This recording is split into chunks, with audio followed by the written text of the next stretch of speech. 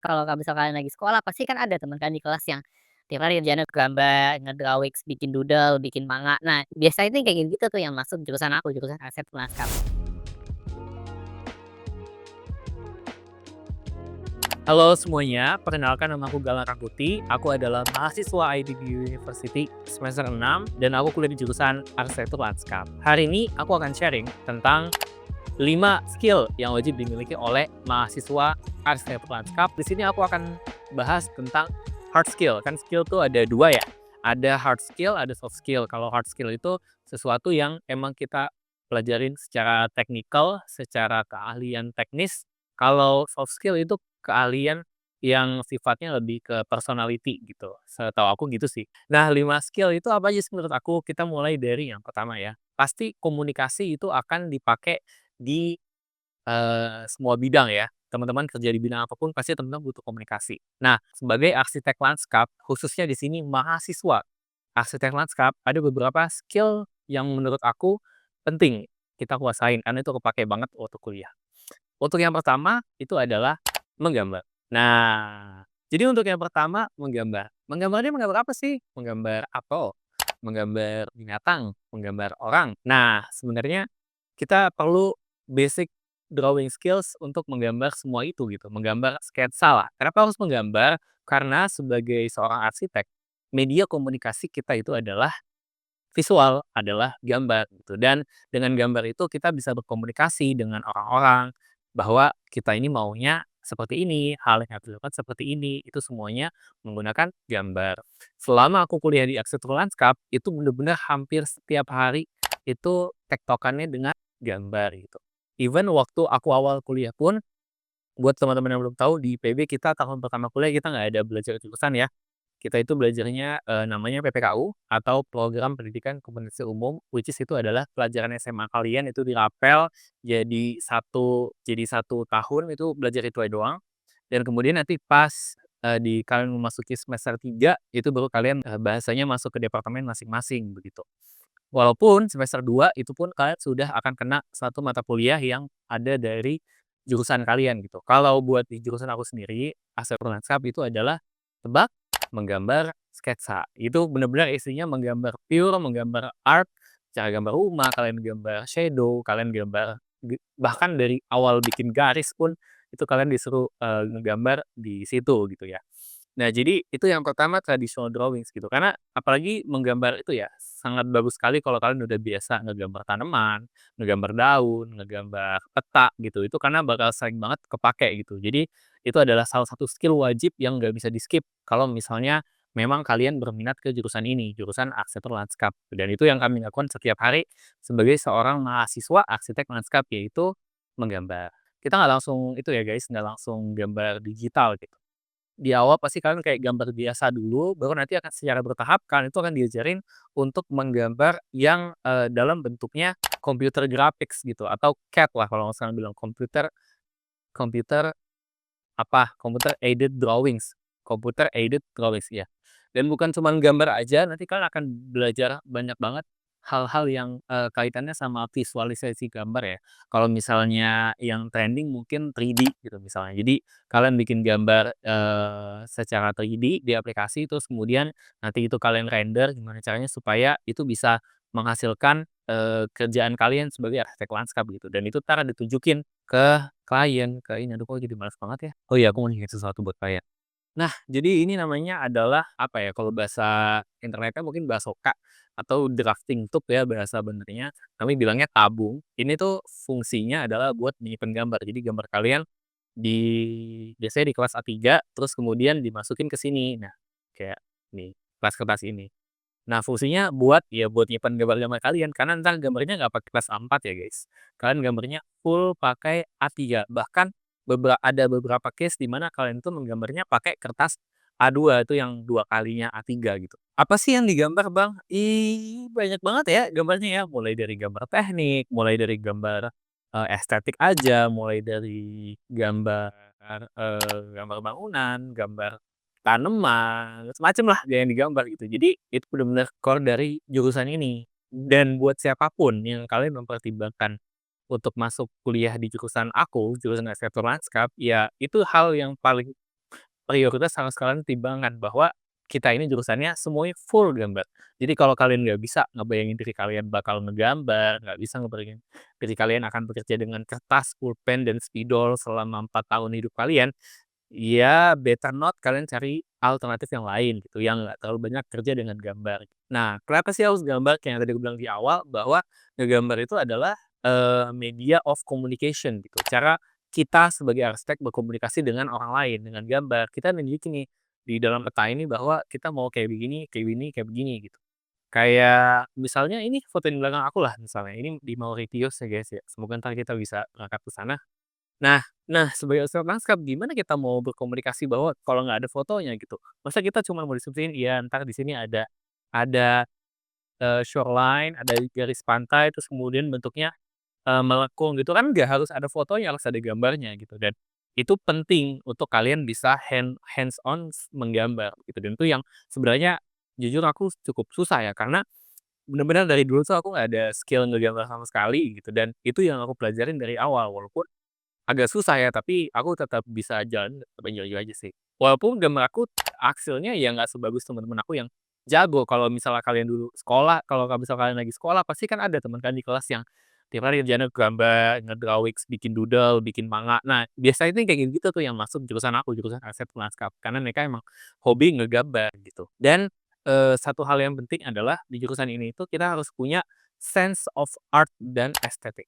Sense of art and aesthetic. Kita tuh harus ada sense seni, kita tuh harus ada sense estetik, dan 2 hal itu yang dilatih selama kita kuliah di sini gitu. Karena kita produknya adalah salah satu bentuk dari kayak seni ya, jadi kita tuh harus ada seninya gitu. Seni nata tanaman, seni nata bangunan, seni gimana caranya supaya, pemandangan itu terlihat indah, seni gimana caranya membuat sebuah lanskap itu terlihat menarik gitu. Nah, itu tuh seni dan estetik gitu. Dan akan banyak prinsip-prinsip seni, prinsip desain, prinsip estetik yang akan kalian pelajarin di sini gitu. So, might as well kalau misalnya kalian udah ngerasa punya sense of seni itu, ya, mungkin jurusan ini jurusan yang tepat buat kalian gitu. Oke, itu untuk, skill menggambar gitu. Banyak banget sih semua yang berkaitan dengan gambar itu diperlukan. Jadi ya hidup kalian nggak akan jauh-jauh dari kertas, dari pulpen, dari pensil, dari spidol, dari penggaris, dari mal. Nah, hidup kalian akan nggak jauh-jauh dari situ sampai kalian bahkan lulus kuliah atau mungkin setelah kerja, ya pasti kerjaan gambar mulu ya gitu. Kalau aku sendiri dulu, aku nggak pernah ada skill gambar sama sekali yang aku bilang. Jadi bener-bener aku belajar dari nol. Tiap hari itu aku, ngabisin 2 buku mungkin buat nyoret-nyoret bulet bulet bulet bulet bulet bulet atau bikin garis lurus lurus lurus doang buat latihan gitu, dan itu dilatih gitu. Dan buat kalian yang misalnya, merasa nggak punya skill itu wow, tapi kalian ada kepengen gitu ya, kalian tenang aja sih. Karena aku udah bilang kan, bahwa semua skill itu bisa dipelajarin. Jadi, kalian tenang aja, kalian tuh yakin pasti kalian bisa untuk, ngadepin kalau emang kalian mau belajar.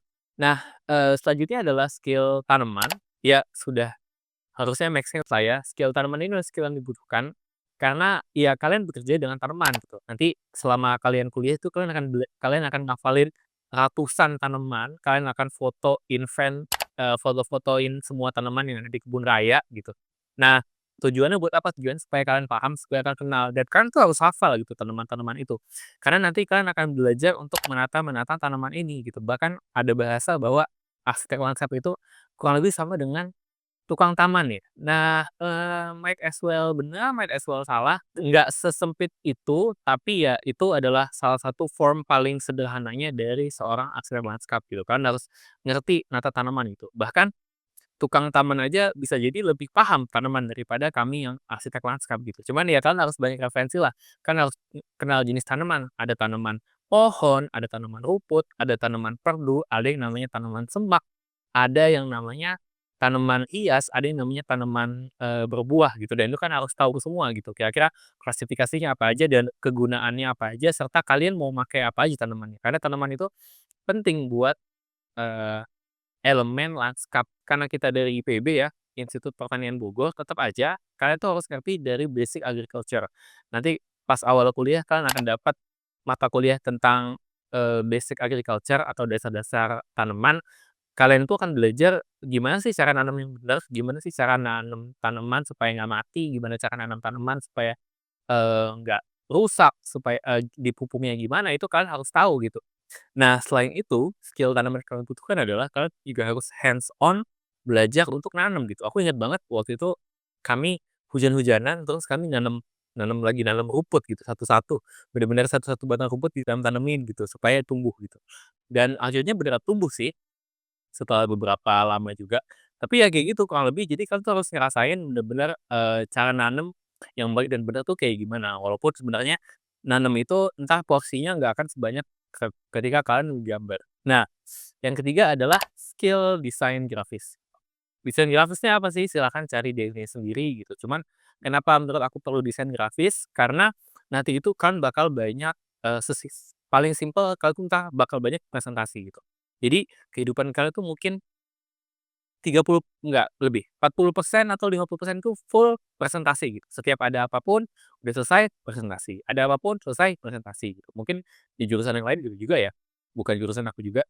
Cuman, iya kami ngerasa kayak selalu ada presentasi apalagi di akhir-akhir sesi UAS atau sesi UTS itu pasti ada aja setiap mata kuliah itu presentasinya gitu. Either bahkan kerja kelompok tiap minggu juga pasti entar ada presentasinya. Dan itu kalian kan pasti butuh PPT. Nah, untuk form of communication juga dan itu dibikinnya pakai desain grafis gitu. Teman-teman bisa pakai aplikasi kayak Canva atau mungkin kami pada pakai Figma gitu. Nah, itu skill desain grafis itu dibutuhkan gitu dan biasanya kalau misalnya kalian sekarang bisa bisa Photoshop, kalau misalnya kalian sekarang rajin pakai Canva, itu skill yang nggak kepake, pasti kepake terus gitu, sampai kalian lulus bahkan ya. Kemudian juga foto dan video editing. Sekarang aku rasa banyak banget tugas yang memerlukan video ya. Apalagi kita sebagai landscape architect, kita tuh akan banyak datang ke tapak, kita tuh akan banyak foto-foto, kita tuh akan banyak, edit video dan itu akan dijadikan, salah satu form of communication atau form of presentation. Jadi skill foto editing, skill video editing itu sangat penting gitu. Bahkan ketika kalian nanti bikin gambar pun, itu kalian akan edit di Photoshop misalnya. Nanti misalnya kalian akan bikin ada namanya gambar section, itu kan kalian tetap edit di Photoshop. Kemudian, untuk ilustrasi ya ini juga ya, pasti entar kalian bakal, eee, kalian akan namanya render gitu. Render yang kalian bikin foto secara grafis, kalian itu perlu ilustrasi, misalnya ilustrasi pohon, ilustrasi itu kalian perlu skill untuk bisa bikin itu gitu, atau sekedar sesimpel kalian bisa bikin logo. Nah itu juga pasti entar bakal kepake banget sih. Udah kayak rahasia umum bahwa biasanya anak-anak yang dari jurusan aku, asal Naskap, itu kalau dalam kepanitiaan, pasti kami dapat bagiannya di MMD. Dapat bagiannya di, yang berhubungan dengan desain, dengan branding, karena emang kami kebiasaannya seperti itu, gitu sih. Selanjutnya, ini bener-bener pure opini aku sendiri ya, kita tuh perlu skill GIS. Buat teman-teman yang belum tahu, GIS itu adalah Geographic Information System, yaitu ketika kita bisa mengolah data-data, geografis gitu. Contoh paling simpelnya adalah Google Maps yang kalian pakai tiap hari kalau mau ke mana-mana atau yang kalian kalau lagi ngegojek, ngeliat Gojeknya udah sampai di mana, nah itu adalah JS gitu. Nah, entah JS-nya di arsitek apaan aja sih, kalian akan banyak bekerja dengan peta, kalian akan banyak bekerja dengan base map namanya ya, kalian butuh informasi dari peta itu. Informasi apa aja sih? Informasi kontur, informasi data administrasi batas wilayah, informasi kelayangan, informasi curah hujan, nah itu macam-macam gitu. Dan kalian butuh GIS untuk meng-solve semua itu, kan butuh GIS untuk mengolah semua itu, data analis gitu, itu penting banget sih. Entar kan bakal banyak bekerja dengan citra satelit, dengan citra Google Earth, itu kan pasti akan banyak bekerja dan menurut aku itu penting sekali gitu. Entar ada mata kuliah namanya aplikasi komputer untuk arsitektur lanskap, di situ entar kalian akan belajar cara menggunakan yang namanya ArcGIS gitu. Nah itu akan banyak sekali yang kalian pelajari, bahkan kami aja sampai sekarang masih kadang suka kebingungan gitu. Walaupun sebenarnya kalau kalian udah ngerti dan kalian udah paham, itu aplikasi yang sangat berguna dan nggak pernah kepake, selalu kepake gitu. Jadi kayak tadi ya, misalnya kita kan kerja itu sama peta, peta itu kan gambar ya, peta, gambar itu kan selalu interconnected selalu gitu.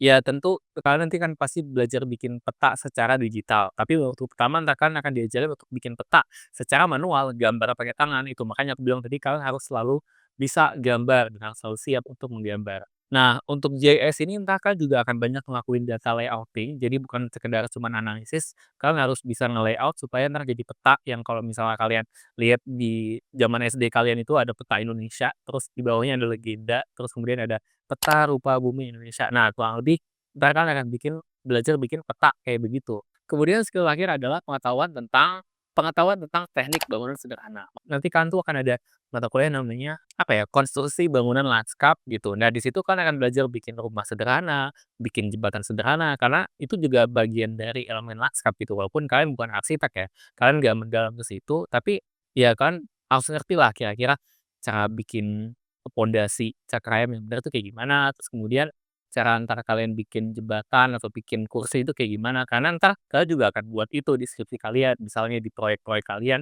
dan itu harus ada ya, secara detail gitu. Misalnya kalian mau bikin taman terus misalnya ada pondok bambu, nah gimana cara bikin si pondoknya itu, nah ya kan harus ngerti kira-kira bahannya apa, kemudian jenis-jenis bangunannya kayak gimana, cara buat gambar lagi nih, gambar DED, gambar perspektif dari si bangunan itu gimana, apapun itulah ya. Dan kemudian pemilihan material juga harus tepat gitu, karena kan nggak mungkin misalnya kalian pakai material yang gampang rusak ditaruh di luar, pasti kan hancur lama-lama ya. Paling kalau untuk, hard skill itu aja, habis ini aku akan lanjut ke soft skill. Oke, kita lanjut ke next video. Bye-bye.